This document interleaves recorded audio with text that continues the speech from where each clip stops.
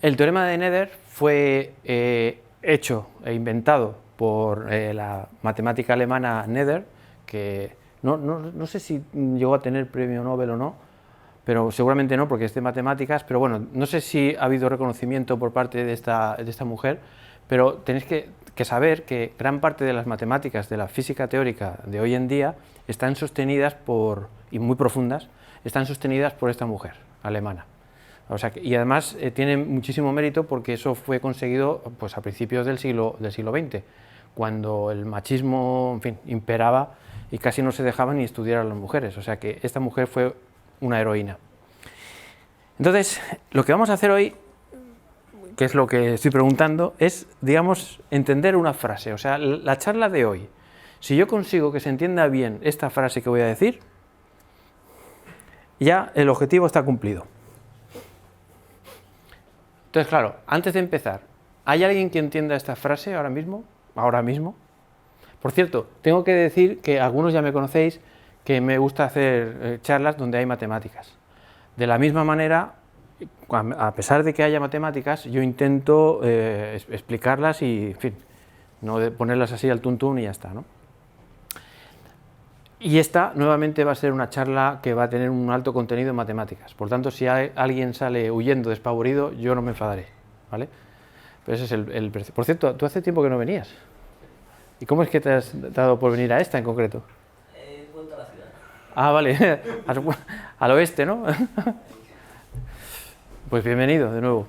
Bueno, pues esta va a tener un alto contenido en matemáticas. De hecho, como fue la anterior, que es la del spin, que puse muchísimas mates, y yo pensaba que iba a ser abucheado por la calle y por las redes sociales y tal, y muy al contrario, gustó más de lo normal. Parece ser que la gente está empezando a estar un pelín cansada de tanta divulgación sin mucho fondo y quieren una divulgación un pelín más profunda. Y ahí es donde estoy yo y mis barbas, ¿vale? Bien, pues eso, ¿entendéis esta frase? Bueno, pues el objetivo de esta charla es entender exactamente qué significa esta frase. Que una teoría física sea invariante bajo la acción de un grupo, bueno, del grupo, por ejemplo, SO3. Cuando vamos a hacer este grupo, pero cuando veáis la charla vais a ver que esto es válido para cualquier grupo, cualquier simetría que se llama. Bueno, pues cuando pase eso hay una cosa que se va a conservar, que es el momento angular. ¿Qué es el momento angular? Bueno, el momento angular no es el objetivo de la charla decir qué es el momento angular, pero simplemente deciros que es igual de importante que la fuerza, la cantidad de movimiento, la velocidad, la posición. Es decir, son cantidades muy importantes a la hora de tratar la física. Pero lo importante no es que se conserve el momento angular, sino que se conserve algo, y que algo se conserve significa que no cambia con el tiempo. Entonces, para hacer tal empresa, digamos, ¿no?, lo que voy a hacer básicamente es enseñaros unas pequeñas técnicas rapidísimas de aproximación de funciones, qué son rotaciones, qué son los grupos de Lie, un pelín de cómo se enfoca la física moderna, y por fin el teorema de Nether, y luego pues algunas frasecillas de conclusión. Entonces, vamos a la aproximación de funciones. A ver, supongamos que tenemos el eje X de toda la vida, que son números, y tenemos también definida una función. ¿Tienes el pitorro? No. Y tenemos, bueno, definida una función. ¿Qué significa tener definida una función? Pues significa que a cada punto X del eje este de aquí le corresponde otro número, y normalmente se representa con la longitud de la línea azul. Es decir, si aquí hay un 2 y allí arriba hay un 6, significa que la imagen de 2 es 6, o sea que la función vale 6 cuando X es 2, o sea, una función de toda la vida. Esa línea naranja que hay ahí indica, digamos, la pendiente que tiene la función en ese punto. O sea, que si la función creciera, la pendiente es positiva, y si la función está bajando, es pendiente negativa. ¿Y cómo se sabe la pendiente de la recta tangente? Pues con la derivada. ¿Tenemos que saber derivar nosotros ahora? No. ¿Pero tenemos que saber lo que significa una derivada? Sí. Una derivada es el ritmo con el que cambia la función a medida que cambia la x, o sea, más o menos lo inclinado que está. Insisto, si alguien sale despavorido, no me enfadaré, porque hoy va a ser un poco matemático. Es que no hay manera humana, que yo sepa, de hacer algo de física teórica donde no haya nada de mates. ¿Hacemos el esfuerzo? Bien, entonces, esto de aproximar una función, ¿qué quiere decir? Bueno, pues nosotros podemos decir, oye, si esta función de aquí la tiráramos un poquito para allá, pues a lo mejor, pues no sé si se ve, ¿no? Lo punteado, pues claro, la función a lo mejor si fuera recta, pues querría decir que la función un poquito más para allá, pues estaría ahí arriba, ¿no? ¿Es esto verdad? No, porque la función no tiene por qué ser recta, la función puede hacer ondulaciones o lo que sea. Pero si el punto en el que miramos un poquito más a la derecha está lo suficientemente cerca, entonces sí que se parecerá mucho. Entonces, cuando yo o alguien dice en matemáticas cerca, lo que está diciendo es que si aquí hay x, aquí habrá x más un poquito. Este poquito se le llama poquito, entre comillas, pero más técnicamente es un número infinitesimal. Entonces, un matemático vendría y definiría bien lo que es un número infinitesimal, pero nosotros a efectos prácticos vamos a decir que un número es infinitesimal, o sea, muy pequeñito, si cuando se eleva al cuadrado es prácticamente cero. Eso es para nosotros un número infinitesimal, en plan práctico total. Por lo tanto, nos hemos alejado un pelín a la derecha, un pelín de nada, infinitesimal, un número muy pequeñito, y entonces diremos, bueno, pues entonces la función aproximadamente en ese punto, pues seguiría la recta. Entonces tendríamos este valor. Entonces, ¿de dónde sale esa fórmula de ahí arriba? Bueno, pues si uno sabe que tiene dos puntos y quiere saber la recta que pasa por esos dos puntos, se hacen unos cálculos muy rápidos y sale eso. Entonces, lo importante no es ver cómo sale en esta charla, lo importante es entender qué significa eso. Aquello de allí significa, si usted quiere saber el valor de la función un poquito más a la derecha del valor x, lo único que tiene usted que hacer es sustituir el valor de la función aquí y sumarle el trocito ese que se ha ido usted a la derecha por el valor de la pendiente de la función aquí. Eso es lo que dice esa historia. ¿Que esto se entiende? Fantástico. ¿Que no se entiende? No pasa nada. Simplemente que sepáis que tenemos una formulilla para aproximar la función un poquito más allá si sabemos cuánto vale aquí. Pero si queréis os pongo un ejemplo numérico para ver un poco cómo sería. Nosotros sabemos esto y queremos predecir lo que va a pasar un poquito más allá. Fijaos que el poquito aquí es 0,01, ¿vale? Esto es por poner números, ¿eh? La altura de esa línea azul, que es la función, vale 6, la pendiente vale 3, por decir algo, aquí, ¿vale? En el punto 2, vale 3, y por lo tanto, si sustituimos en la formulita aquella de allí, los números, pues nos da, hostia, no he puesto lo que da, ¿no? Bueno, 6,003 o algo así. ¿Es esto verdad, que la función ahí vale 6,003? No, pero casi. ¿Alguna pregunta de momento? ¿No? ¿Esto solo se puede hacer con una función de una variable? No, se puede hacer, por ejemplo, con funciones de 2 variables, 3 variables o 500.000 variables. Nosotros, lo único que la fórmula cambia un poquito, pero no mucho. Si por ejemplo estamos trabajando en 2 dimensiones, pues ahora no solo hay una x, sino que habrá una x1 y una x2, o sea, 2 variables. Entonces, esto significa estar en algún punto, o sea, dar x1 y dar x2 significa estar en algún punto del eje, por ejemplo aquí. Entonces sustituiríamos esos dos números en la función y nos daría otro número, que es la altura a la que está, o sea, eso azul es la intensidad, lo que vale la función en ese punto.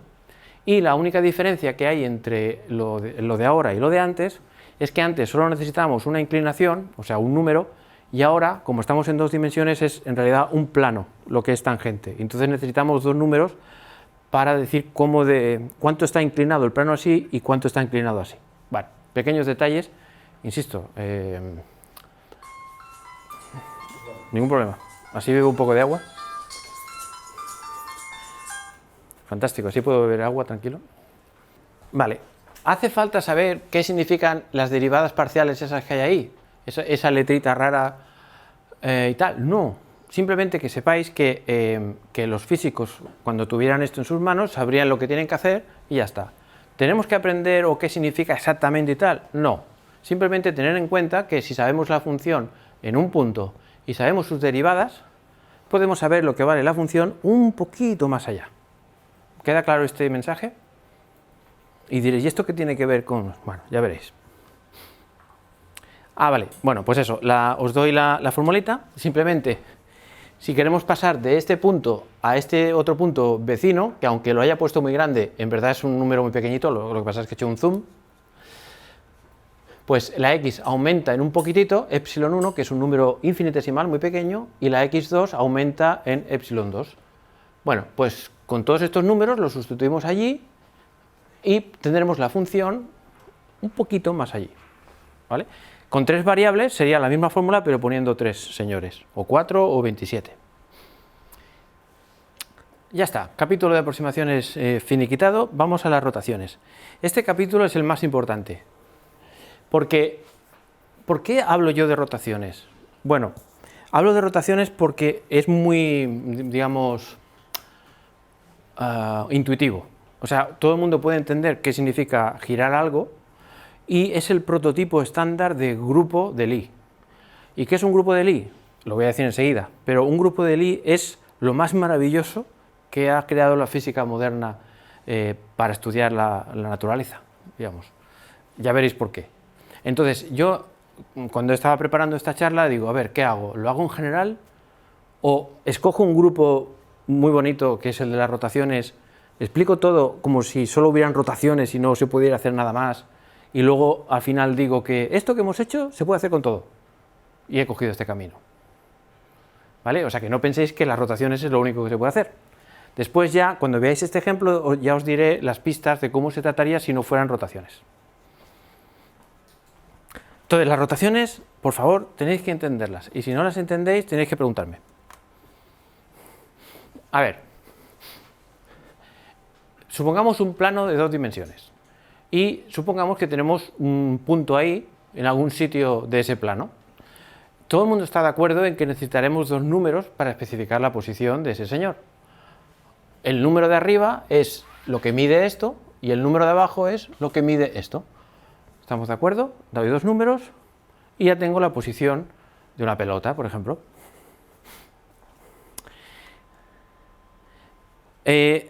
Ahora supongamos que queremos rotar o girar esa pelota un cierto ángulo, θ, con respecto al eje z o el eje x3, el eje que sale fuera de la pantalla, ¿vale? Si giramos en torno al eje x3 o el eje z, si queréis, pues entonces pues la pelota, en vez de estar ahí, estará allí y habrá habido un giro de θ, hasta 30 grados, por ejemplo. ¿Hasta aquí de acuerdo? Ah, y claro, como ahora la posición de la pelota girada o rotada no es la misma que la de antes, pues no podemos poner x1 y x2, tenemos que poner otras letras. Pues le podemos poner x1' y x2', que quiere decir otro par de números. ¿De acuerdo? Ahora, ¿hay una manera más fácil de poner esto más simplificado? Sí. Aquel punto de allí sabemos que son dos números, pero ¿por qué tenemos que estar poniendo todo el rato eso ahí, 2 números, y por qué? Bueno, ya veréis que va a ser útil, pero podemos perfectamente llamar a todo ese rollo x. No es que x sea un número, es una etiqueta, una manera de, como el que quieres, no sé, como si quisiéramos llamarle perro o gato. Pues le llamamos a ese punto x y a aquel punto le llamamos x'. Es simplemente un nombre, para escribir menos. Vale, si ahora Pitágoras estuviera por aquí, diría, hey, yo sé cuánto vale esta distancia naranja. Utilizando el teorema de Pitágoras, se sabe que esto vale eso y aquel de allí vale aquella otra cantidad. Y ahora yo pregunto, ¿qué hay cuando uno hace una rotación? ¿Qué es lo que se mantiene igual cuando hace uno una rotación? ¿Qué número, qué cosa se mantiene igual? La distancia. La línea, lo que vale la línea, lo que mide la línea roja esa, naranja, es exactamente lo mismo que mide aquella línea naranja. Esto a veces se llama módulo, digamos, ¿no? Módulo, si esto fuera un vector, pues el módulo del vector. Eso permanece constante. Pues esto es la clave. Diremos que esta cantidad es un invariante bajo rotaciones. Esto ya es importante. Es un nombre, pero es importante. Cuando hay una transformación, por ejemplo una rotación, y una cantidad permanece invariante, eso va a ser clave. O sea que esto tan insignificante, que en realidad es el teorema de Pitágoras, va a ser importante. Lo que pasa es que normalmente las raíces no nos gustan y vamos a decir que no, que el invariante mola más que sea este. Pregunta, si esto es lo mismo que esto, entonces esto es lo mismo que esto. ¿Sí?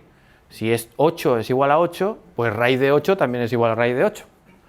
Ahora, ¿por qué nos gusta más esto? Pues porque no está la raíz. ¿Vale? Por tanto, vamos a considerar la siguiente frase o concepto. En una rotación, esta cantidad permanece invariante. Es decir, que si elevas al cuadrado y sumas las coordenadas antes de rotar, te dará exactamente lo mismo cuando las hayas rotado. Vamos a sacar oro de aquí.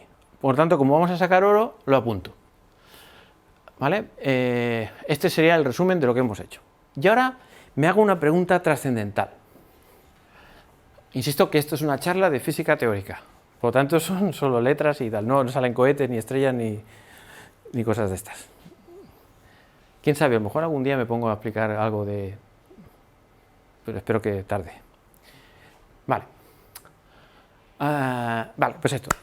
¿Por qué me estoy preguntando si esta cosa es lineal? Es decir, ¿qué importancia tiene para un matemático o un físico que una operación como rotar algo o transformar algo es una operación lineal? Es más, ¿qué significa que una operación sea lineal? Bien, en vez de responderlo ahora, voy a hacer un pequeño experimento y con ese experimento entenderéis perfectamente qué significa que una cosa sea lineal y además entenderéis por qué me interesa que sea lineal, por qué pido y deseo que la transformación sea lineal. Bueno, ya os puedo adelantar que una transformación lineal es infinitamente tratable, fácil matemáticamente y hay muchísimos teoremas y muchísimas cosas para... Por ejemplo, la mecánica cuántica es una teoría lineal, por ejemplo. La linealidad de algo es crucial. Pero bueno, no me enrollo más. A ver, vamos a suponer que tenemos... Para responder esa pregunta vamos a hacer un pequeño experimento. Vamos a suponer que tenemos no una partícula, dos. Una partícula roja y una partícula azul. Ojo, esto no es una rotación, ¿eh? La rotación es con una prima. Estos son dos partículas, ¿vale? Que tiene uno la posición X y otro la posición Y. Si alguien está despistado y piensa, oye, ¿cómo es que en la posición X solo hay un número? No, acordaos que X significaba dos números, x1, x2, ¿vale? Esto sería la pelota 1. Y pongo otra letra, y estos son otros dos números, y esto es la pelota 2. Bueno, o pelota azul, o en fin, ¿vale? Estos son dos partículas. Y las cosas esas naranjas podrían ser como flechas, vectores o lo que sea. Por lo tanto, se pueden sumar. ¿Cómo se suman dos flechas? Con la regla típica de que se hace en bachillerato o cuarto de eso, por ahí, que es la regla del paralelogramo, que es, cogemos este señor, lo ponemos aquí y unimos los dos puntos. Así es como se suman dos vectores. Por lo tanto, la suma de esos dos vectores da x más y es esta cosa. No es que ahí haya ninguna pelota, eso es una operación abstracta que es sumar flechas. Ahora, roto un cierto ángulo, este señor. ¿Entendéis la nomenclatura? Si yo tengo aquí algo, pues el algo prima es que ha rotado. ¿De acuerdo? Y lo almaceno ahí. Fijaos que está almacenado. Se ve, ¿no? Que lo he almacenado, lo que daba. ¿Qué es esto? Repito. Sumar estos dos señores para que dé no sé qué y lo roto. Eso es lo que da esto. Pero ahora vamos a hacer al revés. En vez de sumar y rotar, vamos a rotar primero y luego sumar. Primero rotamos. Entonces, claro, como hay dos señoras, pues rotamos la señora Y, rotamos la señora X, sumamos, perdón, no sé qué he hecho. Ah, no, pues sí, exacto. Las he borrado para que no molesten. Las sumo y resulta que da lo mismo que antes. Entonces, conclusión, sí que es lineal.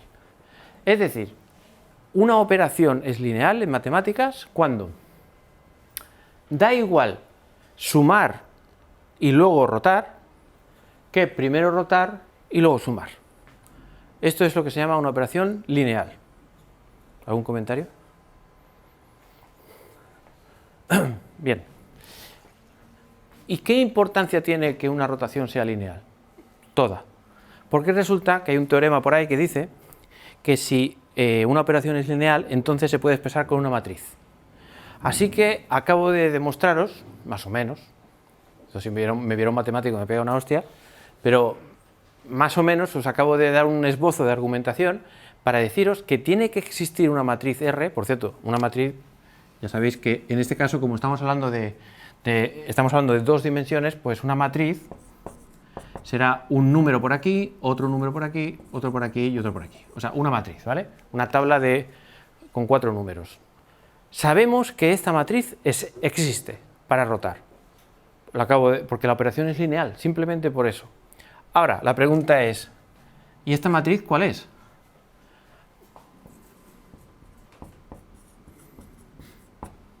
No tenemos ni la más remota idea.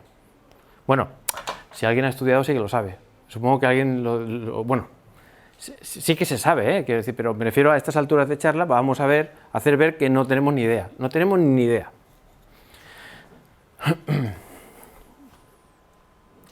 Bueno, pues esto. La pregunta es, ¿esta matriz qué le pasa, no? Entonces, ¿qué es lo que vemos? Pues vemos que lo único que sabemos en una rotación es esto, lo que ya os he puesto antes, ¿no? Que la hipotenusa es igual a la otra hipotenusa. Pero ahora acabamos de aprender, por el hecho de que R sea lineal, acabamos de aprender que para pasar de un punto al otro rotado, lo podemos hacer mediante una matriz. ¿De qué manera? Pues multiplicando esa matriz por este vector o este punto, hacemos las operaciones típicas de multiplicar matrices y obtendremos un par de números que serán las coordenadas del punto rotado. Esto lo sabemos que existe porque la operación es lineal. No me canso de repetirlo para que quede claro. Cuando voy mirando así es por si esto está grabando y todo, ¿eh? Bien. Entonces, os digo un par de cositas de notación. A ver, os recuerdo, X es el punto y eso, si está puesto de esta manera, es una columna, pero lo podemos poner en forma de fila y entonces se le pone la letra T mayúscula arriba, que significa traspuesto. Siempre las matrices las podemos transponer, son cosas de notación. Entonces, y luego además me invento una notación, que es la notación x al cuadrado. ¿Qué significa x al cuadrado? Si x es aquel rollo, ¿qué significa x al cuadrado? Pues significa esto, x transpuesto por x. ¿Y qué es x transpuesto? Eso.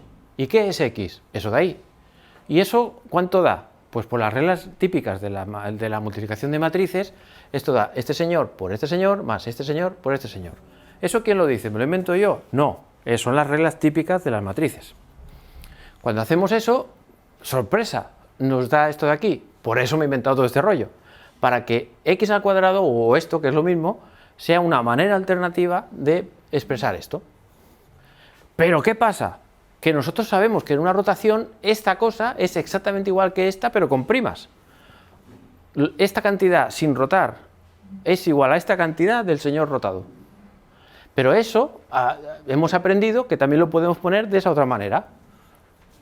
¿Vale? Porque siguiendo la misma argumentación, estos señores también se puede poner como algo torcido por algo sin torcer. O sea, exactamente esto, pero con primas. ¿Cuál es la conclusión? Pues que esto es igual a esto, igual a esto, igual a esto, igual a esto. Conclusión, pues que esas dos cosas son iguales. Entonces, ¿esto es algo nuevo? En absoluto. Esto es poner la misma tontería que he dicho antes de la hipotenusa, pero puesto, o sea, lo de la invariante, pero puesto de una forma abstracta. Pensaba que ibas a preguntar. ¿Abstracta qué significa? Pues que cuando se lo pones lo pones en un libro, se lo das a un alumno para leer, se pone muy nervioso porque no entiende un pijo de nada de lo que pone aquí, ¿no? Si yo veo un libro sin haberos dicho nada, pues esto es un poco tostón, ¿no? Bueno, en principio es lo que me pasa a mí cuando yo estudiaba, que si me ponen esto y no sé de dónde sale, pues entonces me pongo muy nervioso. Pero ya os acabo de decir que esto es una versión simplificada de lo de antes, la chorrada de la hipotenusa. Ahora bien, ¿esto sirve para algo? Pues sí, y para mucho. Porque vamos a hacer un cálculo crucial para dar una pista de lo que va a ser R. Y, por cierto, saber lo que es R es importante para luego ya el teorema de Nether, que es lo más importante, o sea, porque todo tiene una finalidad, ¿eh? Estoy preparando los ingredientes de lo que va a ser la paella, en la que luego nos quedaremos muy satisfechos, espero. Vale, pues, claro, porque todo este rollo es para descubrir qué narices es R, esa matriz R que es nuestra desconocida. Bueno, acabo de apuntar lo que hemos hecho anteriormente, esto es lo que ya sabíamos, y ahora lo único que hago es ir para allá y decir, oye, en vez de poner x', déjame poner rx. ¿Lo veis, no? X' allí, x', en vez de x' he puesto esto, ¿lo veis? Si no me decís que no lo veis, no sigo. X', aquella de allí, quito x' y en vez de poner x' pongo rx. ¿Por qué? Porque lo pone ahí. Pero la x' esa que está a la derecha de todo, de allá arriba, también lo cambio por rx. ¿Por qué? Porque x' es rx. O sea que aquello de allí arriba es exactamente igual que esto. Bueno, y lo de la izquierda, ¡ay! Ah, pues sí está aquí, perdón. Perdón. X' es rx y x' es rx, perdón, no lo había visto. Ahora bien, este asunto, hay una regla de las matemáticas, de las matrices, que dice que si tienes una matriz A por una matriz B y quieres transponer el producto de dos matrices, la regla, es un teorema, te dice que efectivamente va a ser la traspuesta de esta y esta, pero al revés. ¿Por qué? Pues porque es un teorema matemático, no hay nada que hacer, es así. Se puede demostrar, no es muy difícil de demostrar, pero ahora no me voy a poner a demostrarlo.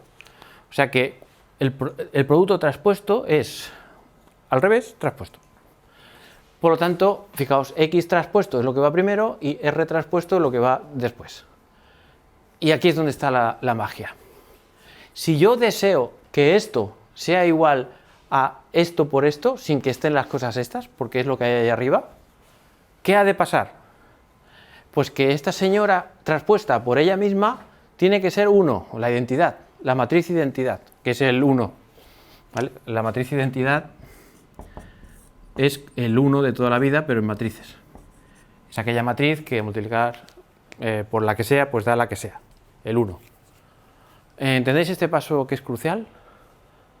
¿Alguna duda o pregunta o queja? Sí. Me parece que pones dos condiciones, que la matriz sea la identidad y que luego añades que el determinante sea 1. Ah, sí, ahora voy, exacto. Sí, esto va a seguir así y luego así, ¿vale? Si la matriz es la identidad, ya automáticamente el determinante es 1, no haría falta esa condición. No es que la matriz sea... No estoy diciendo que la matriz sea la identidad, sino que ella, por su traspuesta, es la identidad, ¿eh? Vale. Entonces, claro, es el determinante del factor, no el producto. Vale. Bueno, no, lo que pasa es que luego yo digo, a partir de aquí, si quiero calcular, o sea, lo podría hacer, ¿eh? Y si hay tiempo lo puedo hacer, pero a partir de esta expresión puedo saber que el determinante de R o es 1 o es menos 1, no hay ninguna opción más. Lo podría demostrar, bueno, de hecho te lo demuestro en 3 segundos, porque si yo ahora aplico el determinante, ¿se ve desde ahí esto? Sí. Pues será este determinante. El determinante del producto de dos matrices es el determinante del primero por el determinante de la segunda matriz. El determinante de esto es 1, el número 1, y luego el determinante de la R traspuesta se puede demostrar también que coincide con la no traspuesta, y como tengo este por este, es elevado al cuadrado igual a 1, lo cual implica que el determinante de R es o más 1 o menos 1. ¿Vale? Sería la demostración. Pero bueno, en cualquier caso, yo he dicho, no, yo quiero que sea 1, no quiero que sea menos 1. ¿Por qué? Pues porque se puede demostrar que si el determinante fuera menos 1, esta R haría como despejo. ¿Cómo se llama eso? Reflexiones. Una matriz que tenga determinante menos 1 hace reflexiones, que no son rotaciones. Bueno, es una cosa técnica, pero es importante. Para que todo cuadre, el determinante de esta matriz tiene que ser 1. Así que, ¿qué tenemos? Cuidado que ya viene una de las palabrotas importantes del día de hoy. SO2. ¿Por qué creéis que he llamado yo a este conjunto? Bueno, ¿qué es las llaves significan el conjunto. Esto significa el conjunto de matrices tales que pasa esto, que es lo que hemos dicho antes, y también pasa esto, ¿vale? Esto es el lenguaje matemático, lo que significa el conjunto de todas las matrices R posibles que cumplan con estas dos condiciones.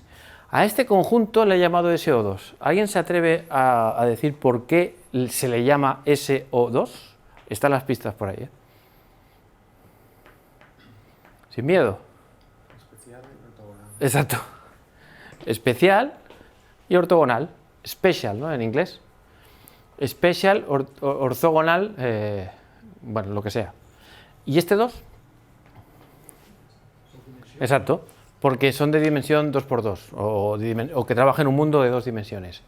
Así que si estuviéramos trabajando en un mundo de 3 dimensiones, se llamaría SO3. Y si estamos trabajando en un mundo de 11 dimensiones, como la teoría de cuerdas, pues sería SO11.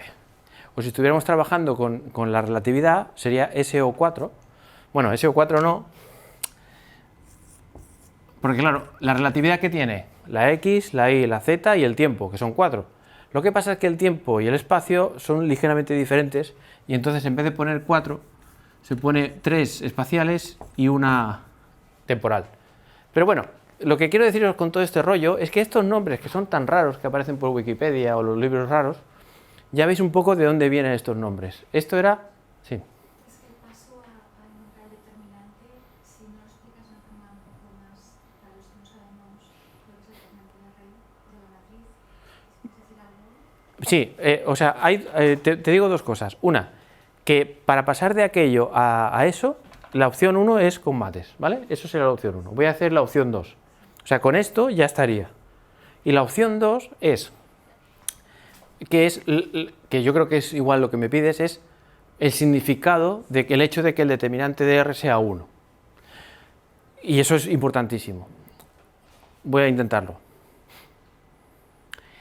Si esta matriz tiene el determinante 1, significa que esta matriz R podría ser la identidad.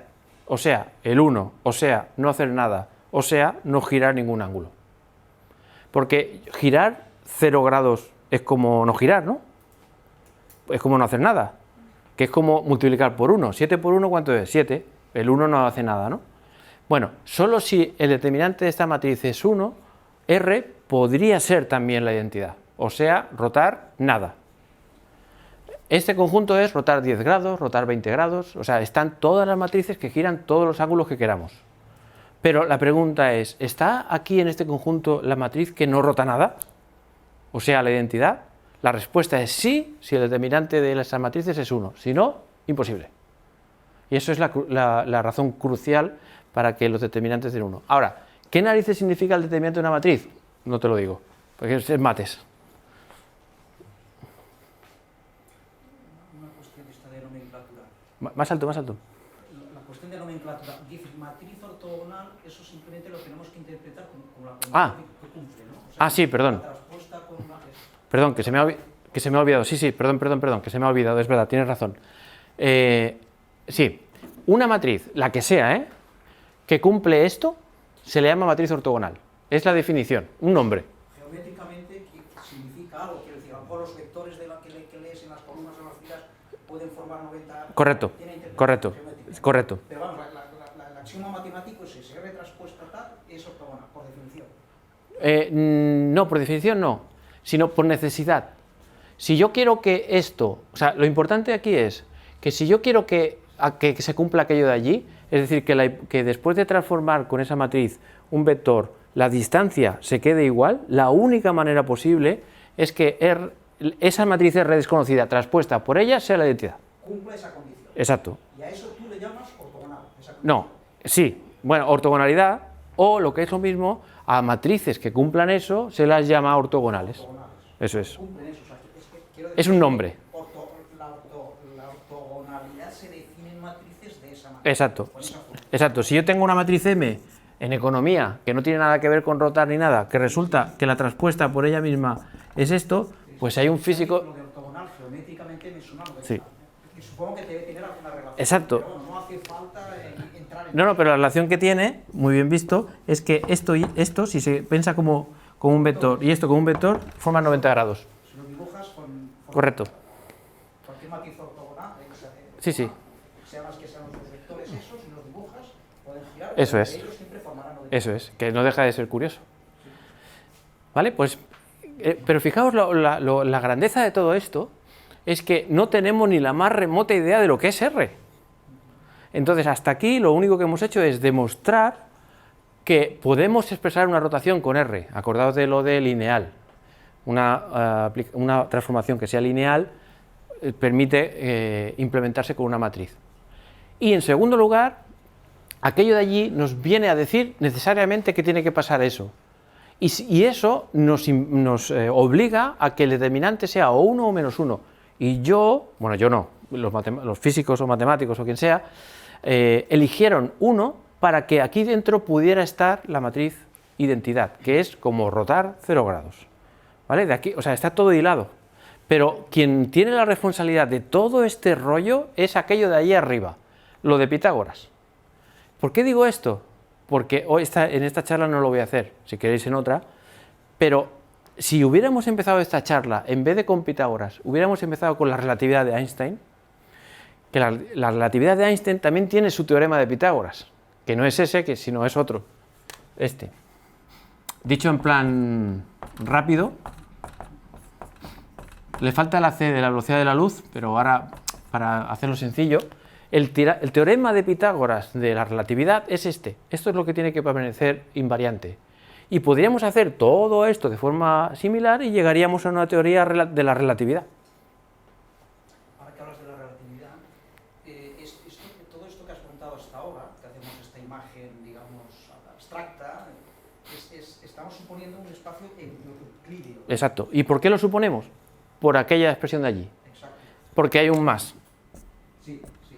Exacto. Pero si le ponemos el menos, ya no es euclidio, tiene un nombre hiperbólico. Bueno, relativista, digamos. Y ahora, que igual ya me salgo mucho ya del tema y lo dejamos, ¿no? Pero ahora yo Sí, David es el que te parará si nos salimos mucho. Me parece entre los dos. Si con David no es suficiente, me echas una mano. Igual ahora digo un disparate, pero lo dejamos. Adelante. Ahora estaba aquí con el espacio euclídeo, que es el cotidiano y tal, supuestamente, pero ahora yo me planteaba, si todo este planteamiento que tú estás haciendo se puede hacer o hay un equivalente en el espacio real físico, que es el espacio curvado de la relatividad general. También. Se puede hacer, ¿no? También. Exacto, digamos, exacto. La frase o la idea que resume lo que dices es que o sea, el ser humano puede inventarse cualquier tipo de transformación. ¿Cómo transformación? Sí, pasas de un punto a otro. Y en relatividad general, el espacio curvado, también hay transformaciones que pasan de no sé qué a no sé cuánto. De un sistema de referencia inercial a otro, etcétera, ¿no? O sea, son transformaciones. Si en esas transformaciones, aquí es una rotación esa transformación, pero puede ser todo tipo de transformaciones. Si en esas transformaciones resulta que hay una simetría, como ya veremos después, pasará una cosa que ya veremos después. Es decir, todo esto es válido para cualquier transformación. Sí, lo que pasa es que tendrás que buscar un invariante adecuado, ¿no? Sí. Me imaginaba, aquí has Exacto. invariante, el módulo Exacto, de los vectores. exacto. Claro, yo me imagino eso estar curvado realmente. Claro, ahí está la gracia. Y al giro ahí no lo acabo de ver, claro, cómo giro. No, claro, ni tú ni nadie. Un giro que requiere un eje recto y Claro, pero es que ni tú ni nadie. O sea, a veces es de casualidad, a veces es porque la persona que lo está viendo es un genio. O sea, es algo, por eso es tan difícil. Pero, digamos, quien descubre un invariante, pues ya publica un artículo y ya se puede retirar y jubilar. Y tratarle de señor o de señora, ¿no? Pase usted, por favor. O sea, claro, es muy difícil. Sí, Javier, perdona, el hecho de que el determinante valga 1 quiere decir que después de aplicar una rotación no cambia el módulo, ¿no? Correcto. Bueno, no del todo. Si el determinante es 1, no cambia el módulo, correcto, pero además no ocurre que pases de aquí a una reflexión rara. Si aquí hay un menos 1, entonces sí que se podría permitir una reflexión, una cosa antinatural. Es decir, no sé cómo explicarlo. Lo de que sea 1 no es lo del módulo es esto. O sea, para que el módulo se conserve es solo esto. Esto es para que haya una R ahí dentro de este conjunto que sea la identidad, o sea, no rotar nada. Mientras que si aquí ponemos -1, es imposible, no hay la identidad, no, o sea, la matriz identidad, su determinante es este por este menos este por este, esto da 1. Por lo tanto, si el determinante imponemos que fuera -1, esta matriz no estaría y entonces no se podría girar 0 grados, y tiene que estarlo, por una razón que ahora veréis. O sea, lo de -1 no es más que esté la identidad dentro de ese conjunto, para poder rotar 0 grados.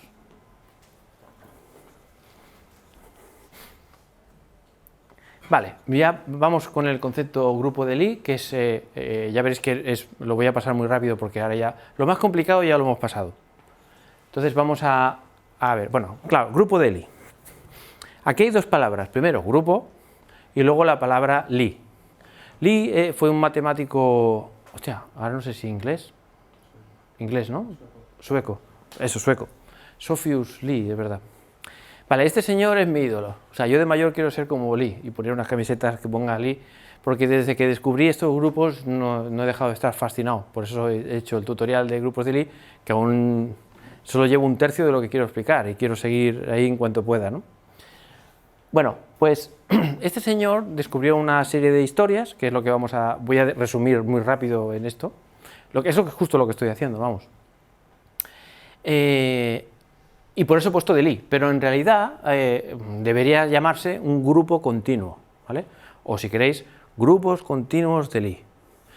Dicho esto, ¿qué narices es un grupo? ¿Y por qué es importante en la física moderna? Bueno, a ver, ¿qué es un grupo? Miramos ahí arriba. Un grupo es un conjunto, G o como queráis llamar, he puesto G por G de grupo, pero puede ser el nombre que queráis, un conjunto de elementos. Luego hay un puntito. ¿Ese puntito qué es? Pues es una operación. Por ejemplo, si yo cogiera los números enteros, ¿los números enteros cuáles son? ¿Vale? Imaginaos que cojo yo qué sé, -3, -2, 1, 0, 1, 2, 3, todos los infinitos números enteros. Eso es coger un conjunto. Después digo, a ver, esta pelota, que es la operación o la multiplicación, para mí va a ser la suma. O sea, esta operación es la suma de enteros. Vale, pues fijaos, ¿cómo se traduciría la primera propiedad que debe tener un grupo? Pues es la propiedad asociativa, que quiere decir, coge un señor, le operas con otro señor, y cuando hayas acabado, lo operas con otro señor. Y esto tiene que ser exactamente igual que 2 más 3 más 5. Es decir, operar primero los dos últimos y lo que te dé con este. Ya supongo que todo el mundo ve que esto es una chorrada porque claro que se cumple, ¿no? Esto es la propiedad asociativa de los números de toda la vida. Vale, pues esto cumpliría, este conjunto con esta operación, cumple la primera propiedad que es la asociativa. La otra, elemento neutro. Bueno, pues el elemento neutro de la suma es el 0. ¿Qué quiere decir? Que si yo cojo cualquier número, cualquier elemento G, y lo opero, que en este caso he escogido la suma. Bueno, no sé cuánto rato hace que nos está grabando, me parece que un rato. Ay, Dios mío. Que estoy tan entusiasta con esto que... Bueno, pero en fin, habéis entendido el asunto, ¿no? De lo que es un grupo. ¿O no? Más o menos. Vale. Entonces, la pregunta es, ¿el SO2 es un conjunto? Sí, es un conjunto. ¿Tiene alguna operación? Bueno, podemos definir una operación. ¿Cuál es la operación natural? Pues, hombre, como son matrices, pues multiplicar matrices. Puede ser la operación normal y corriente de esos elementos. Es decir, que al igual que aquí hemos considerado que la operación es sumar, pues en este inventillo que vamos a hacer ahora, para este grupo, pues vamos a inventarnos la operación multiplicar matrices. Por cierto, alguien se puede preguntar, ¿cómo? ¿Esto te lo inventas tú o qué? No, uno coge el conjunto que quiere, le da la operación que quiere y luego, si se cumplen las propiedades, pues es un grupo, y si no se cumplen, pues no lo es. ¿Vale? Bueno, entonces, escogemos esa operación. ¿Y cómo se define la operación entre dos elementos del conjunto? Bueno, esto significa rotar, bueno, antes de nada, ¿Ves que he añadido aquí, hay un paréntesis y teta, ¿no? El simbolito este? ¿Sabéis qué significa esto, no? O sea, si yo digo que esto es una rotación, si R es una rotación, alguien me podría preguntar, vale, pero ¿rotación de qué ángulo? Entonces yo, si lo averiguo de alguna manera, le puedo decir, ah, pues mira, me he dado cuenta de que esta rota 30 grados. Y será una matriz que no sé cuál es. Pero habrá otra que rote 45 grados. Pues entonces lo indico así, de esta manera. Lo indico así, como diciendo, esa matriz rota teta grados, o un ángulo teta, digamos, ¿no? Pues si cogemos una matriz que rota un ángulo el que sea, y otra matriz que rota otro ángulo, y la multiplicamos, ¿qué es lo que nos gustaría que pasara? Hombre, si aplico una matriz y rota no sé qué, y acto seguido aplico otra matriz que rota no sé cuánto, es como si hubiera rotado no sé qué más no sé cuánto, ¿no? Pues esto es, digamos, la manera en la que se define la operación entre dos elementos de este conjunto. Y ya llega la pregunta definitiva. ¿Es ese conjunto de matrices de rotación dotado de la operación multiplicación de matrices un grupo?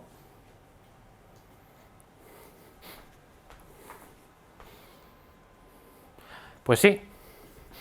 ¿Por qué? Pues porque las matrices, la multiplicación de matrices es asociativa, no lo digo yo, sino que ya se sabe de los libros de texto básicos de primero de carrera, se puede demostrar que cumple la propiedad asociativa. ¿Existe un elemento neutro? Sí, porque girar 0 grados es como no hacer nada, que es la identidad. Y para cada rotación siempre existe un inverso, que es, si yo giro 30 grados, ¿cuál es el inverso? ¿Qué operación hace que es como si no hubiera hecho nada? Pues si giro 30 grados es girar menos 30 grados. Y al final es como si no hubiera hecho nada, ¿no? Por tanto, cada rotación tiene su inverso, que es rotar menos, o sea, al contrario. Como se cumplen las tres propiedades, es un grupo. Pero, ¿por qué es un grupo de Lie o un grupo continuo? Por una razón muy tonta.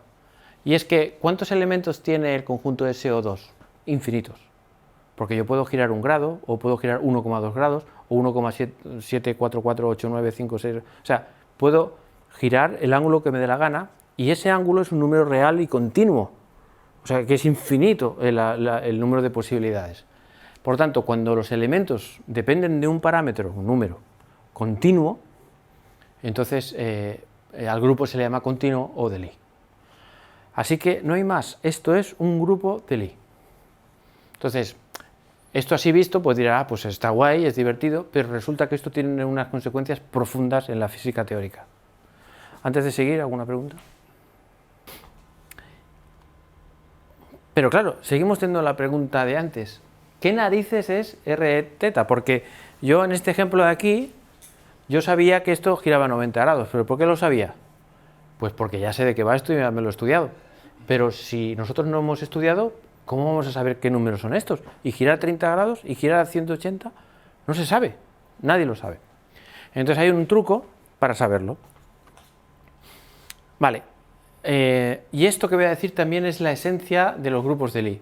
Así que un poco más de concentración, no falta demasiado para que acabe la charla, o sea que unos minutos, ¿podéis aguantar unos minutos más? No sé. ¿Sí? Bien. Vale, pues vamos a averiguar qué es R teta. Una vez hayamos averiguado qué es R, qué pinta tiene la matriz, ya está. Vamos al teorema de Nether, os lo explico así en plan, esta vez sin muchas matemáticas, y a casa contentos o no contentos. Ojalá que contentos y contentas. Vale, vamos para allá. Nuestro objetivo es encontrar R de teta. Vale, entonces, ¿qué es una rotación infinitesimal? Pues rotar un ángulo muy pequeño. ¿Qué es un ángulo infinitesimal? Pues aquel ángulo tal, o que el número tal que elevado al cuadrado es prácticamente cero, lo que he dicho al principio, ¿vale? Entonces, si yo roto un ángulo muy pequeñito y después roto otra vez un ángulo muy pequeñito y otra vez un ángulo muy pequeñito, ¿es verdad aquello de allí? Si roto y luego roto, es como si rotara 3 veces lo pequeño. Es lo que hemos hecho ahí, ¿no? Bien. Pero es como rotar un cierto ángulo más grande, ¿no? Teta. Por lo tanto, ¿qué vemos? Que epsilon, ¿a qué es igual? Zeta partido 3, ¿no? Correcto, correcto, teta partido 3. O sea, ¿que os gusta esto? Sí. Perfecto. ¿Y esto? Repito, el paso de antes. De esto, tal por tal por tal, ¿es lo mismo que tal al cubo? Sí. Vale. ¿Sí, no? Sí, sí. Y digo, bueno, y alguien me podía preguntar, ¿y por qué 3? Podemos poner n, ¿no? O sea, 1500 pequeñas rotaciones para llegar al ángulo teta ese, ¿no? O sea, he dividido en 3 trozos por poner algo, pero podían ser 4, 5 o 500.000. Así que antes de dar el siguiente paso, ¿esto está claro? Vale. Ahora viene lo del principio de todo, lo de la aproximación de funciones. A ver, aquello de allí lo almaceno un momento, lo voy a utilizar enseguida. Vamos un momento aquí, a ver. ¿Entendéis esta frase matemática, esta de aquí arriba? Fijaos bien, estamos diciendo que rotar un poquito de nada, epsilon, es más o menos como no rotar nada más epsilon por la derivada. ¿Esto no os suena de algo? ¿Os acordáis de la forma del principio de todo, que la función allí es aproximadamente aquí más epsilon por la derivada? Pues es lo mismo. Lo que pasa es que aquí la función allí ahora se interpreta como rotar un poquito. Veis que poner 0 más epsilon ahí es como pasar de no girar a girar un poquito. O sea, la interpretación geométrica es distinta, pero matemáticamente es exactamente lo mismo. 0 más epsilon es r de 0 más la derivada, o sea, es exactamente lo mismo. Bueno, si no lo veis ahora, a lo mejor en casa con el PDF que ya os lo pasaré y tal, pues se puede ver mejor, pero es la traducción exacta a esto. Pero yo pregunto, ¿qué narices vale la derivada de una matriz que no tengo ni idea de cuánto vale con respecto del ángulo? O sea, si yo no tengo la matriz R, ¿cómo narices voy a derivarla? Sería la pregunta. ¿Entendéis?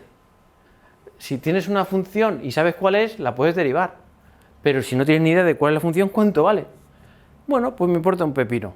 No sé lo que vale eso, pero fijaos que cuando calculara la derivada esa, de esa matriz, luego tendría que sustituir el ángulo por 0. ¿Y qué me quedarían? Pues 4 números constantes. ¿Cómo llamo esos números? G. O sea que ahora,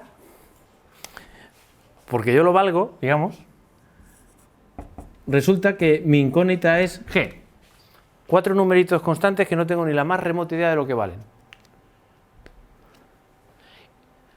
Y esta G se llama matriz generadora del grupo o de las transformaciones. Esta es la matriz más importante de la charla de hoy. Sí. Claro, esta ecuación de aproximada que has puesto aquí, al final supongo que será así, pero entiendo que ahora solo sería válida para ángulos pequeños. Correcto, correcto. Esto de aquí es solo válido para cuando quieres rotar un ángulo extremadamente pequeño. Es pequeño. No. A la izquierda, digamos que sería un diferencial también. Sí, porque fíjate. Una diferencial de rotación, claro. Sí, bueno, exacto, porque esto es un ángulo finito, 30 grados, lo que sea, pero n es gigantesco, gigantesco. Por tanto, esto sería un número pequeño, o sea, infinitesimal. Por tanto, solo esta fórmula, efectivamente, como tú dices, Es un giro infinitesimal. eso es. Y lo único que estoy diciendo que girar un poquito es casi lo mismo que no girar más algo. Y ese más algo, ¿cómo lo he puesto? Pues con la epsilon esta, siguiendo esta fórmula de aquí, y luego en vez de poner derivadas, pues pongo, yo qué sé, una letra, que no tengo ni idea de lo que vale. Pero lo que sí que os digo es que esta G, le he puesto G de generador. Esa matriz es, insisto, la más, como lo veréis enseguida, ya me quedan nada, unos minutos rápidos, esa matriz es la más importante de esta charla. Se llama la matriz que genera la rotación, el grupo, la importante. ¿Se puede ver ahora? No, pero lo vais a ver enseguida. Vale, entonces, ¿qué pasa? ¿Es esto verdad entonces? Miradlo bien. Miramos allí arriba, miramos aquí. ¿Qué diferencia hay entre lo de arriba y esto? Pues que en vez de poner R, aquella R de allí, pues simplemente lo sustituyo por eso, ¿no? ¿Está claro? Vale, ¿esto os suena a algo? Si hay algún matemático en la sala. Un matemático diría, hostia, pero si esto es... A ver si a alguien le suena. Sí, hombre, sí, esto lo hice en el cole, esto es... A ver si os suena. ¿Correcto? ¿Cómo? Sí, pero aquí he andado con la clave. ¿Cómo lo sabes esto? Lo sabes por mis vídeos, ¿has visto? O sea, soy un pozo y una fuente de sabiduría, por lo que veo. Efectivamente, esto es el número E. No os preocupéis que lo voy a demostrar en un ejemplo chorra en la siguiente diapositiva. A ver, esto que acabo de hacer es una de las cosas que más me sorprendió en la vida. Cuando de repente, esto lo vi por primera vez en la asignatura de mecánica cuántica, que de repente el profesor, de un día para otro, puso en la pizarra, no digo el nombre del profe porque sé que me sigue en Facebook, y yo también a él, puso en la pizarra el número E de toda la vida, el 2,71, multiplicado, bueno, esto es un número, ¿no? Pero hay multiplicado, elevado a una matriz. O sea, lo que estoy diciendo es muy fuerte. Si no os sorprende es que estáis dormidos y dormidas. Bueno, podría ser que estuvierais dormidas ya antes, pero bueno. Lo que estoy diciendo es que la matriz R esta de aquí puede ser E elevado a 1, 2, 3, 4, me lo invento. Un número elevado a una matriz, ¿eso qué cojones es? ¿No? Perdón por las palabrotas. Pues enseguida os lo voy a decir. Pero, dime. Y además también a mí me sorprende eso y quizá me sorprenda más que, claro, ese formulismo lo aceptamos para números reales. Exactamente. ¿Por qué hacemos el paralelismo con la variable matriz, con matrices? Exacto, exacto. Lo que tú vienes a decir es, ¿lo que vale para números también vale para matrices? ¿O me estás vendiendo una moto? ¿No? La respuesta es que, mágicamente, también vale para matrices. Habría que demostrarlo, ¿eh? Supuestamente alguien lo habrá demostrado eso, supongo. Sí. De hecho, yo intentaba demostrarlo en el tutorial de grupos de Lee. Ahí está bastante bien. Pero ahora voy a hacer un esbozo rápido, muy fácil. Lo primero es hacer para quitarle un poco de abstracción a esto, un ejemplo. A ver, cambio la identidad por un 1. Cambio lo que había antes, que bueno, lo de la teta g entre n y tal, lo cambio por un 2 entre un número muy gordo y elevado a ese mismo número gordo, 5000. Vale, pues eso de ahí, lo que yo digo es que es aproximadamente e elevado a 2. ¿Por qué 2? Porque hay un 2 ahí arriba. Si en vez de 2 hubiera un 7, pues esto sería e elevado a 7. En fin, el número que hay arriba es lo que va aquí. Es lo que estoy diciendo. Eso es aproximadamente esto. Y cuanto más grande sea el número ese, el 5000, cuando tienda a infinito, pues eso será exactamente igual que esto. O dicho de otra manera, si lo hacéis con la calculadora, veréis que eso da aquello, esto da aquello, y es muy parecido. No es lo mismo, pero muy parecido. O sea que cuanto mayor sea el número ese, el 5000, más verdad es. Por lo tanto, si estuviéramos, tal como dices, si estuviéramos hablando solo de números, entonces sería, vale, pues vale, pero con matrices, ¿no? Pero es que la salvación está en esto que voy a poner. Bueno, lo que voy a poner después. Pero antes vamos a suponer que eso es verdad, que para las matrices vale, que ya te lo digo yo que sí, pero luego digo una cosa, De hecho, lo voy a decir ahora. ¿Qué es G? A ver, una pregunta. Si alguien nos viene y nos dice lo que es G, ¿ya tendríamos resuelto el problema o no? El problema es cuánto vale R, Ese era el problema. Pues sí, si me dices cuánto vale G, lo sustituyo allí y ya sé lo que es R. Ahora, me quedo muy anodado de qué narices es eso y cómo lo pongo yo para hacer cálculos. Eso es otra cosa, que ahora lo digo. Pero resulta que G se puede saber perfectamente lo que es a partir de aquí. ¿Os acordáis de esta expresión? Aquello que hemos dicho, matriz ortogonal y tal. Pues con esta expresión puedo saber lo que es G.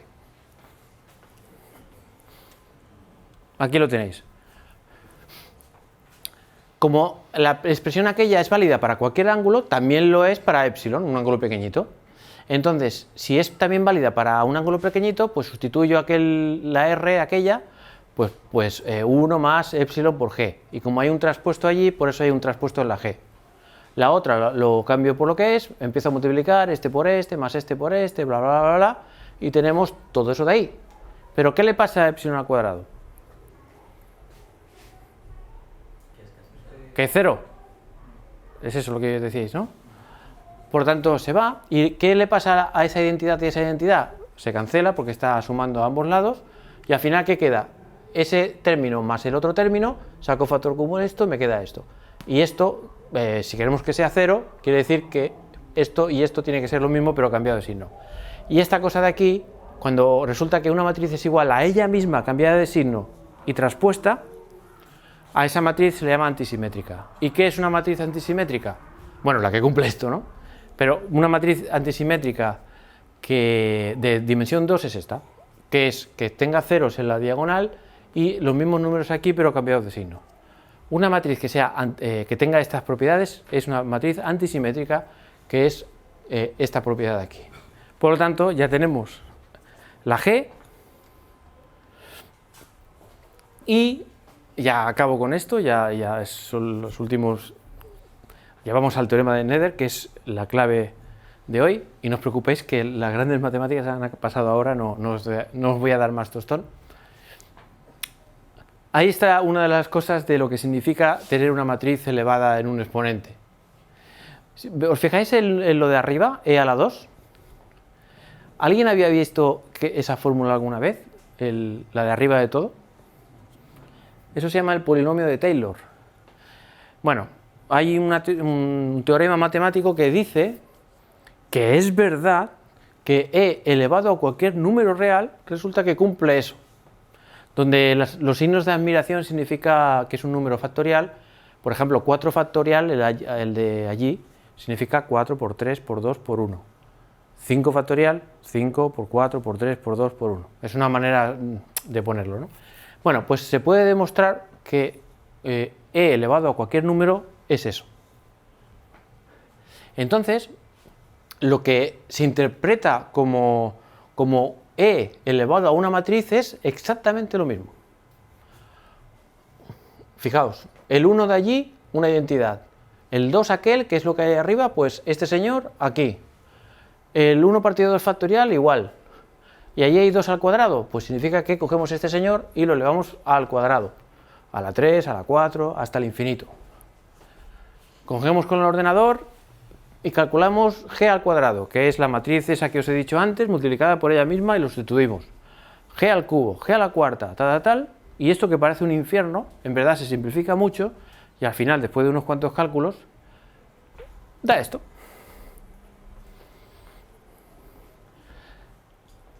Así que, en este caso concreto, ya sé que parece magia, pero es que me he saltado todos los cálculos porque entonces ya sí que os mato seguro. No son muy difíciles, de hecho están en el tutorial. Como están en el tutorial, pues ya quien quiera saber más, pues... Esto está grabando, ¿no? Sí, que me da miedo. ¿Y está enfocado esto o no está enfocado? Sí. Vale, pues, ¿cuál es la gran moraleja de esto?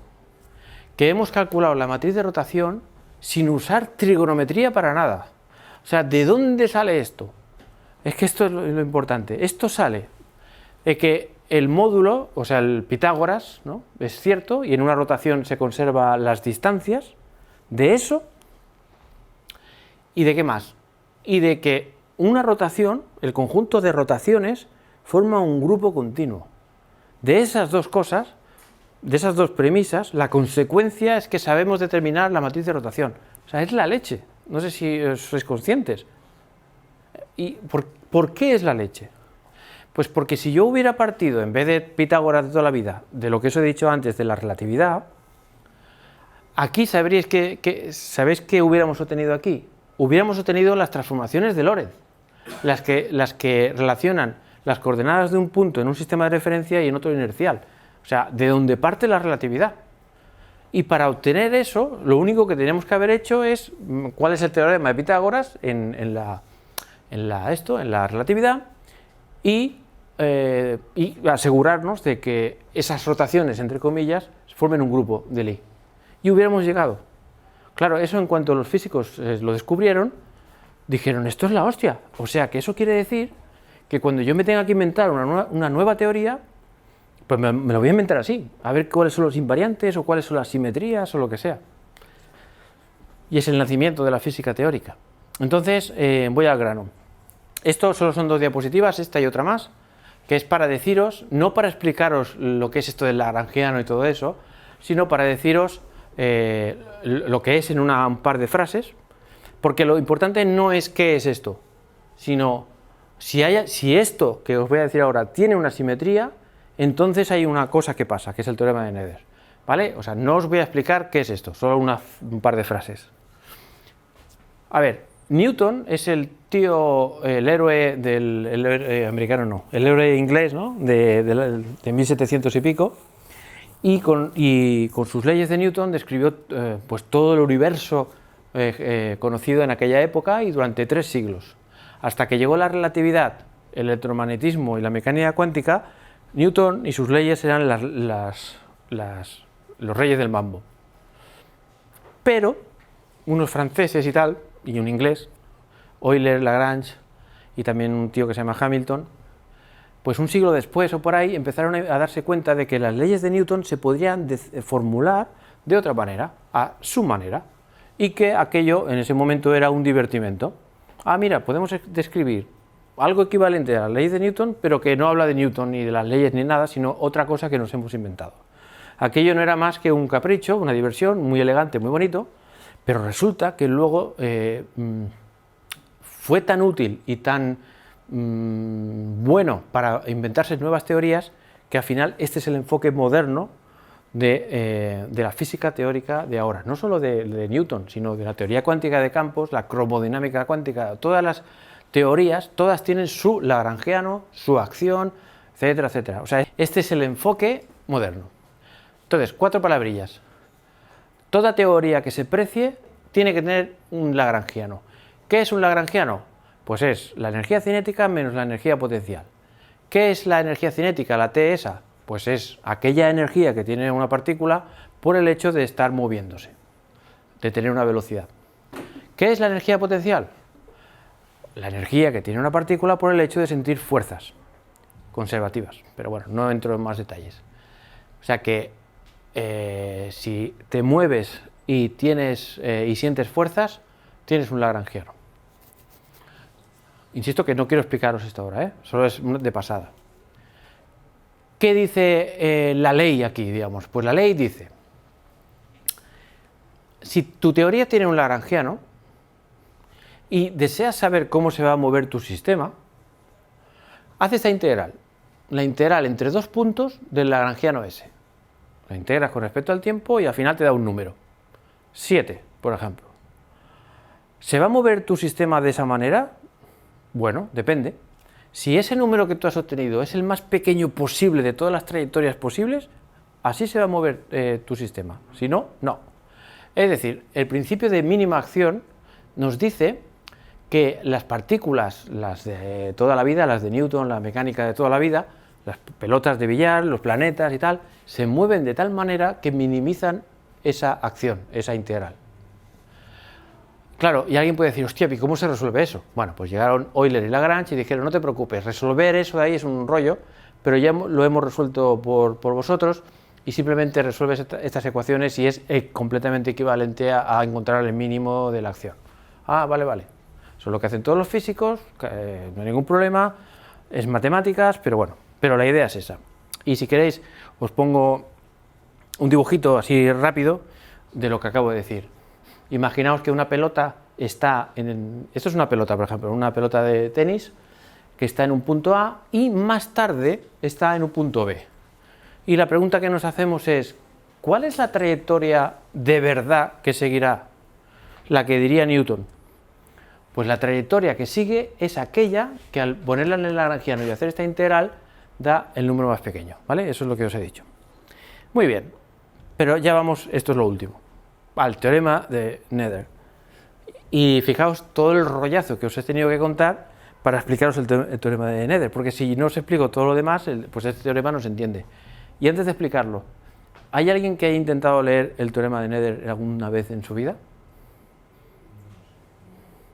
Bueno, yo antes de, cuando estaba estudiando y tal, y años más tarde, digo, hostia, voy a mirar el teorema de Nether. Y, hostia puta, ya otro día. Años más tarde, venga, esta vez sí, voy a mirar el teorema de Nether. Hostia, follón, tío. Y para preparar esta charla, joder, ni siquiera en Wikipedia. O sea, el teorema de Nether está hecho en todas las, ya lo veréis, buscad cuando veáis el vídeo o cuando lleguéis a casa, poner teorema de Nether, compararlo con lo que os voy a decir ahora y me decís, ¿vale? Bueno, el teorema de Nether tiene una apariencia matemática muy extraña y muy complicada y muy esto.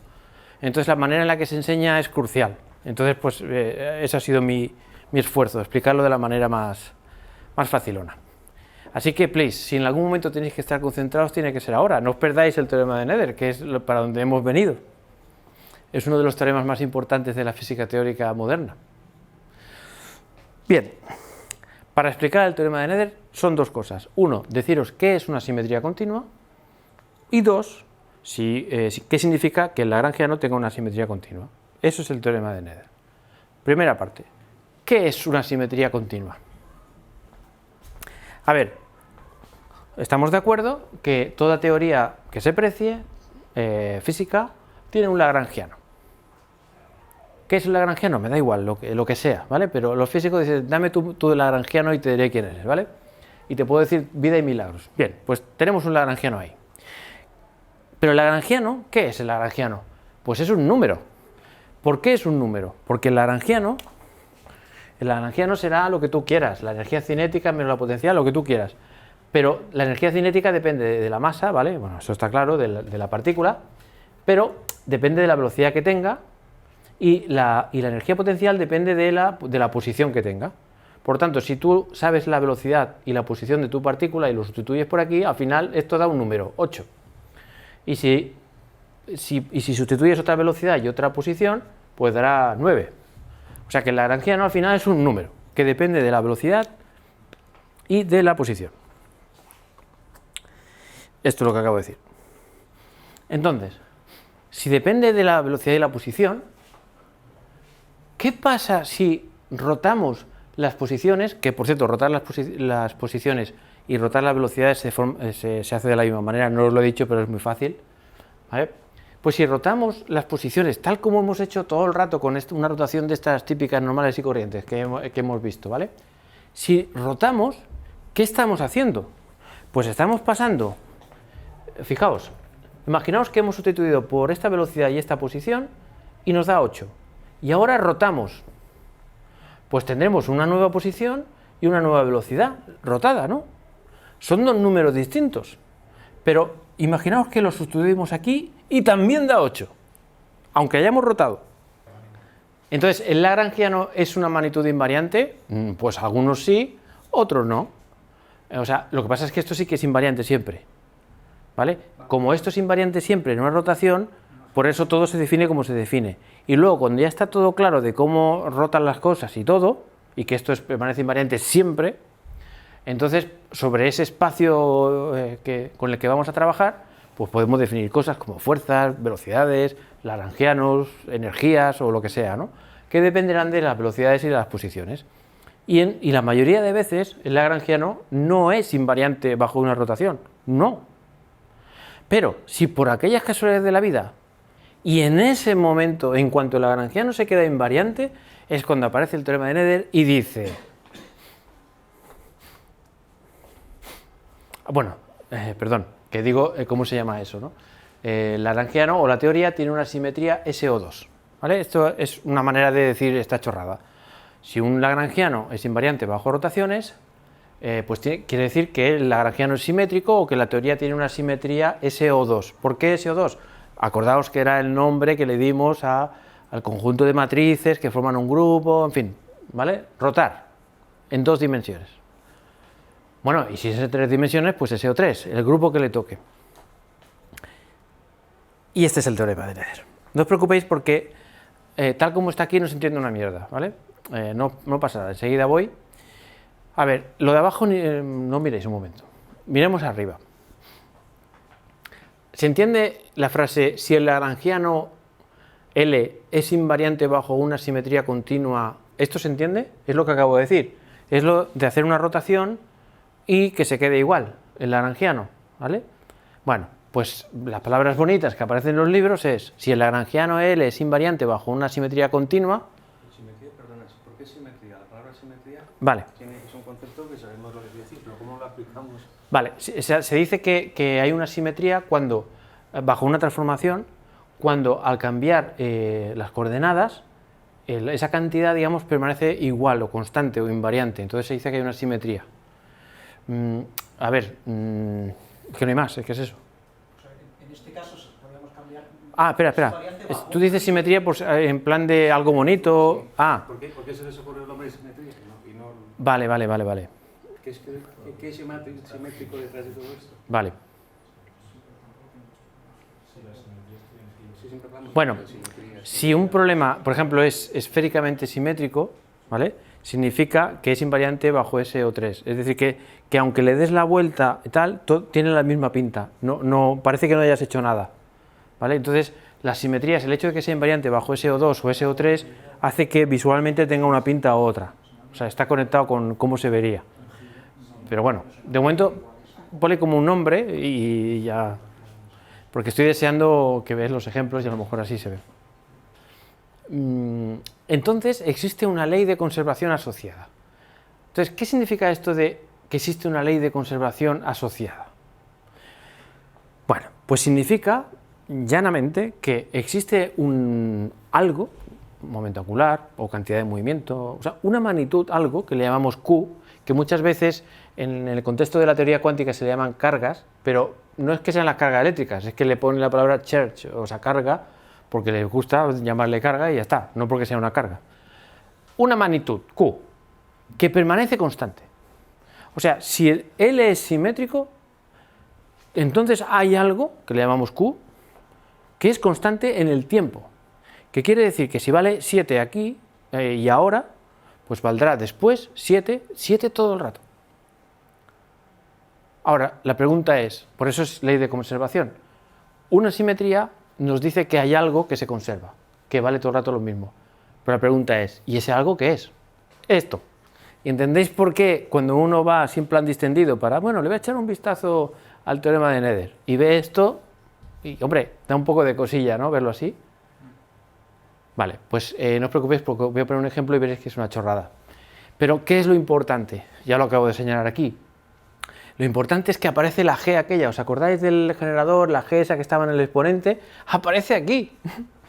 O sea, es la hostia. Es decir, o sea, lo que estamos diciendo, ahora insisto, hago un ejemplo y veis que esto es una chorrada.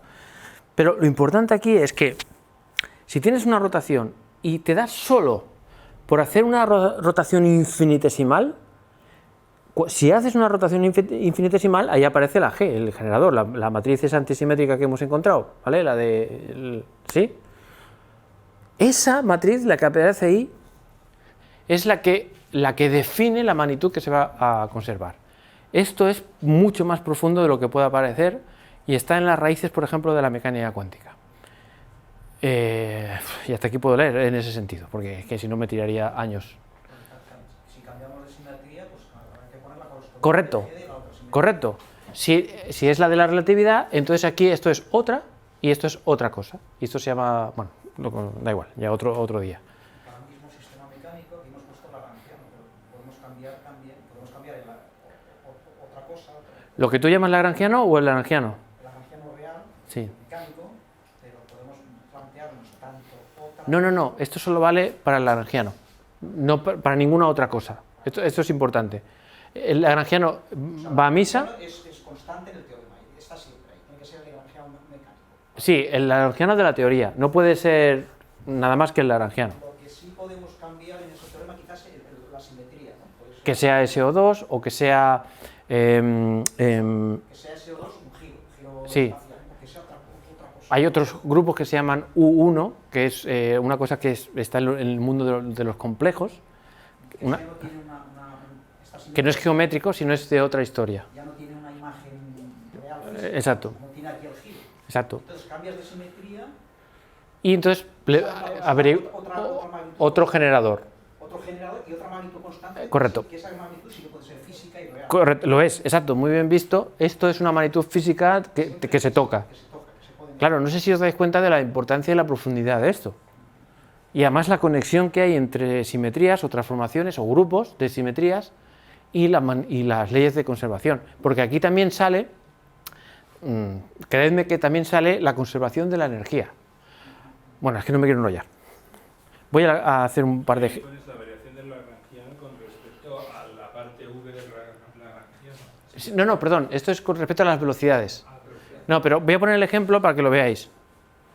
Un ejemplo súper tonto, ¿vale? No pretendo explicar de por qué viene esto aquí, pero si por lo que sea os da por estudiar un momento un poquito estas cosas de los lagrangianos o lo que sea, pues luego volvéis aquí y decís, ah, vale, era esto. Vale, esto es la... Si vais a la física, a la carrera de física y veis alumnos que están estudiando la asignatura de mecánica teórica o física teórica y tal, bueno, mecánica teórica, pues puede ser que tengan perfectamente este problema para el examen, que es un muelle, o sea, una pelota enganchada a un muelle, que este muelle está enganchado aquí y está encima de una mesa que no tiene fricción, por tanto, sería como una mesa donde hay una pelota que resbala y tal, y que hay un muelle y que puede hacer así o puede hacer cosas raras, ¿vale? Pues el lagrangiano de ese problema es eso, que es la energía cinética menos la energía potencial. Eso es la energía cinética de siempre, siempre es así. Y aquello que es la V, os he dicho antes, esta V de aquí, y esa V la podemos poner, y es así, porque resulta que la fuerza que siente este señor es conservativa. ¿Por qué? Eso es otra historia. Ya otro día o en otra vida lo hablamos. Como esa fuerza es conservativa, significa que existe un potencial que es aquel. ¿Cómo se halla y por qué y todo? Pues no entro, porque si no es que no falta de ganas, sino por falta de tiempo. Sea como fuere, hay instrucciones muy precisas para que los estudiantes de física o los físicos sepan construir eso. Y además pueden resolver el problema, porque son las ecuaciones de Lagrange, lo resuelven todo, se quedan muy anchos y se van a su casa. Ahora, ¿qué es lo que a nosotros nos importa? Que es que cuando veamos, imaginaos que nosotros somos los inspectores de Hacienda, no, pues los inspectores de las simetrías. Nos fijamos ante un lagrangiano, nos importa muy poco qué es ese lagrangiano, pero queremos detectar simetrías. ¿Hay alguna simetría aquí, evidente a nuestros ojos, en este lagrangiano? ¿Sí o no? Los cuadrados igual no. Claro. Si hacemos una rotación, el término aquel de la derecha, x1 al cuadrado más x2 al cuadrado, si hacemos una rotación, ¿no se queda igual pero con primas? Hostia, y no hemos dicho, eso tenéis que creerme, que las posiciones y las velocidades se transforman igual. Coño, ¿no quedaría lo de v1 al cuadrado más v2 al cuadrado de igual? Al rotar con primas. ¿Os acordáis? Era lo de todo el rato. Pues esto es manifiestamente simétrico bajo rotaciones. Este lagrangiano es invariante bajo el grupo de transformaciones SO2. Lo estamos viendo. Hay maneras para hacerlo, si uno no lo ve, hay truquillos para comprobarlo. Por lo tanto, este lagrangiano es simétrico bajo el grupo SO2. ¿Eso estáis de acuerdo? Esa es una condición que se da cumplir, ¿no? No, es casualidad, porque yo te podría poner otro en el que no lo fuera y fuera real, como la vida misma. Porque, por ejemplo, si ahora resulta que sobre esta partícula hubiera un ventilador puesto empujando, pues esta partícula, aparte de esa fuerza del muelle, también tendría una fuerza que está tocando las narices empujándole, ¿no? Y perdería la simetría. Porque, ¿por qué esto tal cual está aquí es simétrico? Porque esté donde esté la partícula, aunque la rotemos, la fuerza siempre apunta hacia el centro. Y eso es una situación simétrica. Pero si alguien, por ejemplo, pone un ventilador empujando a esta pelota, pues entonces la fuerza esa va para allá y entonces ya, cuando cambie, ya no es una situación simétrica. Porque aquí, por ejemplo, la fuerza del ventilador y la del muelle forman 90 grados y cuando hemos girado, no, ya no es simétrico. ¿Entiendes? Y es física igual. O sea, que no pienses como es, si de casualidad. Vale, entonces, ¿cuál es la magnitud que se conserva aquí? Pues echamos a mano a Nether y os lo pongo así en plan facilón para que veáis que tampoco es tan complicado. O sea, la Q era aquello, ¿verdad? Pues era, derive usted el lagrangiano con respecto a las velocidades y lo coloca usted ahí en las columnas esas. Entonces la derivada del lagrangiano con respecto de V1, si lo miráis allí, es solo derivarlo del principio, bajamos el 2, en fin, la derivada de toda la vida y lo sustituimos. La derivada de toda la vida y lo sustituimos. Y allí pone que no hagamos solo la derivada, sino que la t aquella es que lo transpongamos, o sea, que lo pongamos así. Luego pon G, pues pongo G, el generador de la rotación. ¿Por qué pongo este generador de la rotación? Porque antes me he dado cuenta de que el lagrangiano es simétrico, si no, no puedo, ¿eh? Como antes he visto que el lagrangiano es simétrico, o sea que bajo SO2, por eso ahora puedo poner el generador de las rotaciones de SO2.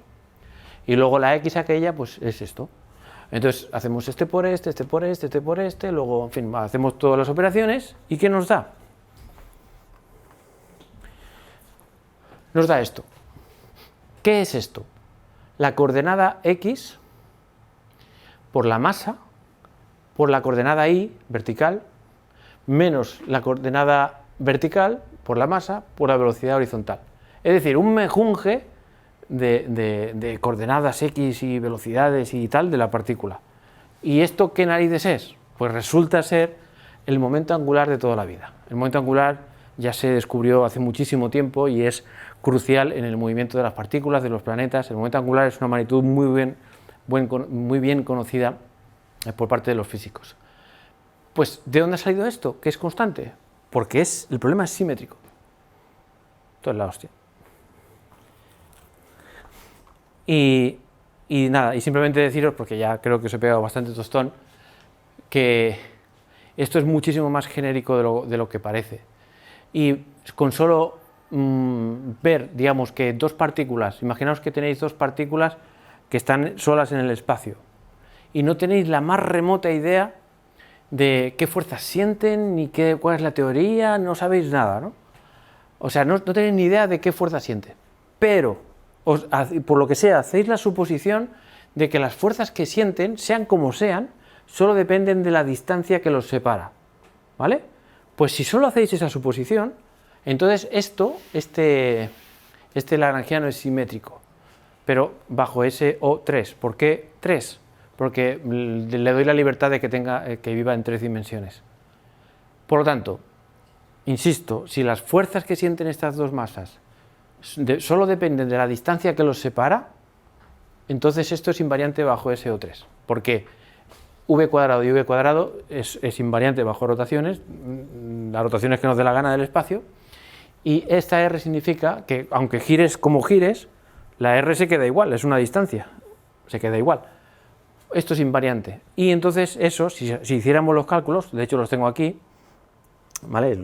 Hacemos los cálculos, bueno, ya es que no os pego más tostón, ¿eh? Hacemos los cálculos, patapim, patapam, y al final llegamos a que el momento angular total es constante, o sea, el momento angular de una de las partículas más el momento angular de la otra partícula sumado es constante. Y diréis, bueno, ¿y qué?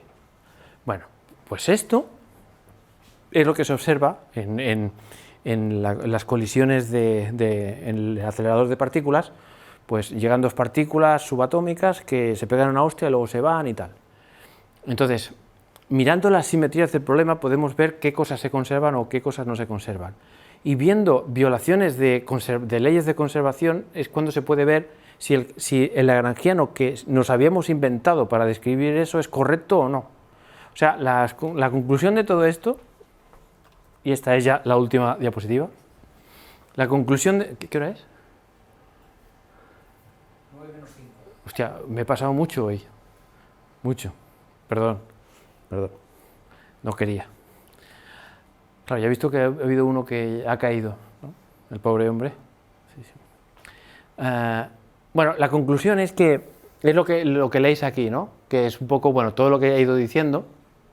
Entonces, o sea, bueno, si queréis lo leéis o no, en fin, ya lo dejaré en la descripción del vídeo, ¿no? En el link. Pero, o sea, la historia que acabamos de presenciar hoy es que el teorema de Nether no solo nos dice, ah, mira, si tienes una simetría se conserva esto, que es la hostia. Lo que nos dice es que si yo voy a un mundo extraterrestre en el que se supone que las leyes son otras o que yo que sé, que hay fuerzas raras o lo que sea, y me pongo a observar las simetrías que hay, entonces diré, puedo escribir lagrangianos para describir esa teoría que sean coherentes con esas simetrías. Es que no sé si, bueno, quiere decir que puedo tener una manera de saber si el lagrangiano que yo estoy escribiendo es correcto o no correcto dependiendo de las simetrías que haya. Y no solo eso, sino que además si hay una cierta simetría sabemos que entonces se tienen que conservar ciertas magnitudes y podemos incluso resolver problemas sin tener la más remota idea de qué fuerzas y qué teoría hay exactamente ahí. En fin, una herramienta poderosísima ahí. Si no me extiendo más ahora es porque ya os he pegado un tostón del copón. Así que muchas gracias. Gracias.